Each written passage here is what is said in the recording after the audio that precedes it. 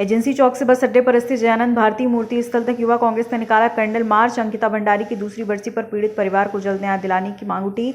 पौड़ी युवा कांग्रेस ने वनंतरा हत्याकांड के 2 वर्ष पूर्व होने पर मृतका अंकिता की बरसी पर शहर के एजेंसी चौक से अपर बाजार धारा रोड होते हुए बस अड्डे तक कैंडल मार्च निकाला।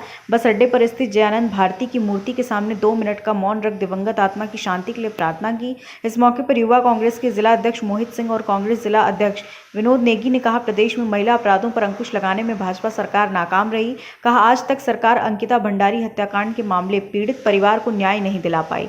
कहा, प्रदेश की जनता पीड़ित परिवार को न्याय मिलने और अंकिता के हत्यारों को सजा मिलने की राह तक रही।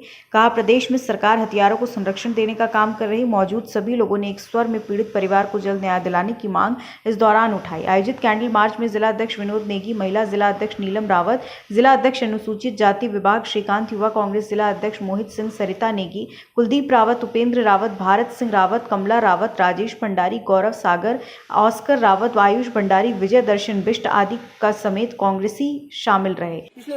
पिछले वर्ष माननीय मुख्यमंत्री पुष्कर सिंह धामी जी का एक ट्वीट आया था कि नर्सिंग कॉलेज अंकिता भंडारी जी के नाम पर रखा जाएगा, लेकिन अभी तक वहाँ पर कोई कार्रवाई हुई नहीं है। और पुलकित आर्य जो कभी जेलरों के साथ मारपीट कर दे रहा है, कभी ऐसी घटनाएं देखने को सामने मिल रही है। इस प्रकार से देखिए, भाजपा नेता के बेटे पुलकित आर्य ने जो जघन्य अपराध पहाड़ की बेटी अंकिता भंडारी के साथ जो जघन्य अपराध किया था, कहीं ना कहीं ये दर्शाता है कि हम जो पहाड़ में जो हम यहाँ पर जो लोग रह रहे हैं कि कहीं ना कहीं हम हमारे पहाड़ में हमारी बहन बेटियां सुरक्षित नहीं है। कोई बाहरी प्रदेश का व्यक्ति अगर हमारी बहन बेटियों की अस्मिता के साथ खेल के चल जाता है तो ये कहीं ना कहीं एक शर्मसार करने वाली ये घटना है। और मुझे लगता है जहाँ पर सवाल रेणु बिष्ट जी का है तो उन्हें भी कहीं ना कहीं महिला होने के नाते ये चीज़ सोचनी चाहिए कि आखिर वो किन लोगों का साथ दे रही है।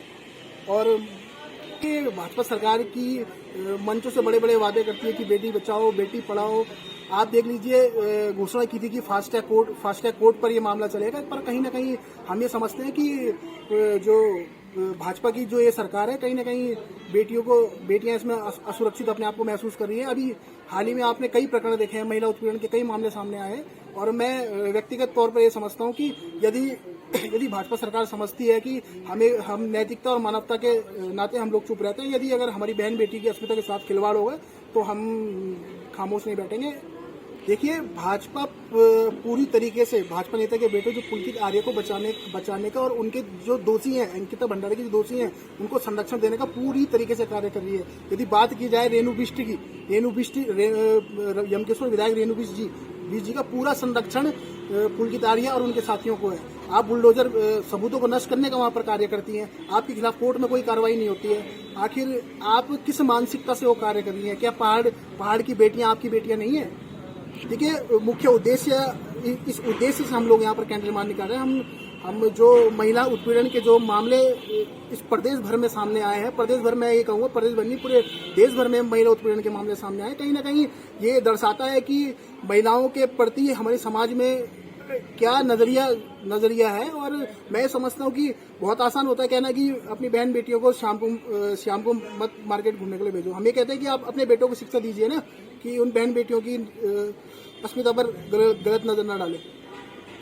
जिस प्रदेश का विधायक उस लड़की की हत्या के बाद में उस मकान को तोड़ने जाए, उस दीवार को तोड़ने जाए, उन साक्ष्यों को मिटाने जाए, जब उस लड़की की वहां पर पोस्टमार्टम हो रहा था, वहां पर वहां का स्थानीय विधायक पोस्टमार्टम रूम में डॉक्टरों के साथ रहे, और जहां भाजपा का ये पहले से सर्वविदित है कि वहां का बड़ा नेता उसमें इन्वॉल्व है, वीआईपी है, आज तक उसका नाम उजागर नहीं किया जा रहा है, तो इससे साफ पता चलता है सरकार की मंशा कि उसमें उनका भाजपा का बड़ा नेता संलिप्त है। उसको बचाने के लिए पूरा सरकार लगी हुई है, और यही कारण है कि गुंडों के हौसले बुलंद हैं। और आज आप देखिए कि उसके बाद में कितनी सारी घटनाएं उत्तराखंड में हुई हैं, और अभी हाल ही में जो नर्सिंग कर रही लड़की उधम सिंह नगर में, वो अभी लेटेस्ट घटना है। और कई बच्चों के साथ में उसके बाद में भी जो है कि सामूहिक बलात्कार की घटनाएं हुई है।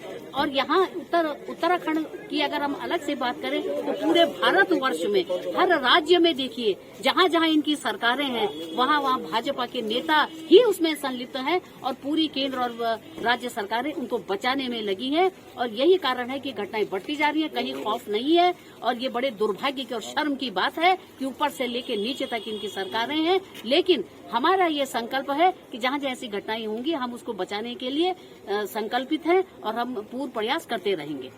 देखिए, ऐसा है, आज हम उत्तराखंड के जो नागरिक हैं अपने आप को असहज महसूस कर रहे हैं। उसका सबसे बड़ा कारण यह है कि जब हम अपनी माताओं की, अपनी बहनों की रक्षा नहीं कर पा रहे हैं, तो निश्चित रूप से जब हम अपनी माताओं और बहनों को सुरक्षित महसूस नहीं कर पा रहे हैं, तो कहीं न कहीं हम अपने आप को असहाय समझते हैं।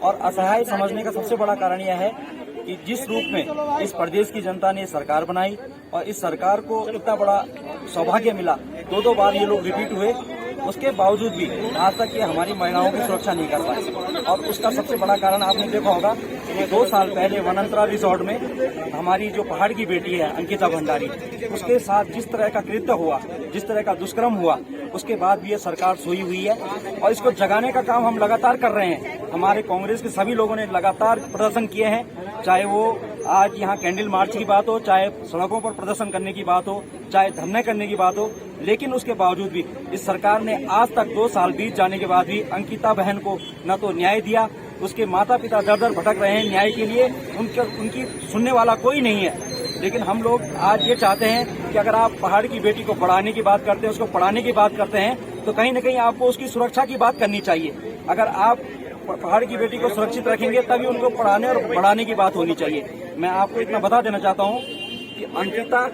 हमारे पहाड़ की बेटी थी, बेटी है और बेटी रहेगी। लेकिन हम ये चाहते हैं कि अंकिता के रूप में अगर आज सरकार ने न्याय दिया होता तो आगे आपने देखा होगा कि कई लड़कियों के साथ दुष्कर्म हुए हैं।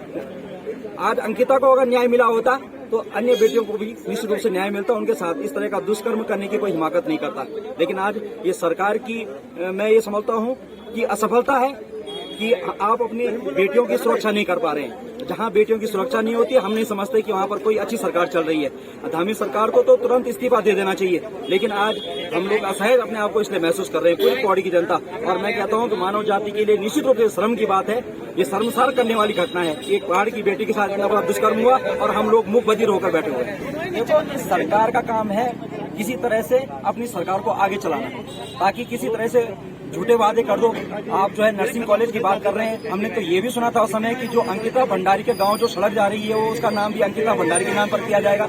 लेकिन आप देख लीजिए, सरकार कहती कुछ और करती कुछ और है। इसकी कहनी और करनी में बहुत फर्क है। निश्चित रूप से आज उत्तराखंड का जनमानस अपने आप को बहुत पशुपस में महसूस कर रहा है कि कहीं न कहीं हमने जिस सरकार का गठन किया वो सरकार हमारी उम्मीदों में खरा नहीं उतरी है और हमें उम्मीद भी नहीं है सरकार से कोई। आज हम सारे जनमानस से यही रिक्वेस्ट करते हैं, यही हमारी प्रार्थना है कि आप लोग इस सरकार को समझो, इनके बहकावे में मत आओ। इस सरकार को अपनी आंखें खोलनी पड़ेंगी अगर हमारी बहन और बेटियों के साथ इस तरह के कृत्य। खबर भारतवर्ष के लिए पौड़ी उत्तराखंड से भगवान सिंह की रिपोर्ट। अपने शहर, अपने प्रदेश की ताजा खबरों के लिए लाइक करें, शेयर करें, सब्सक्राइब करें और हाँ, बेल आइकन दबाना ना भूलें, क्योंकि खबर हमारी, फैसला जनतंत्र का।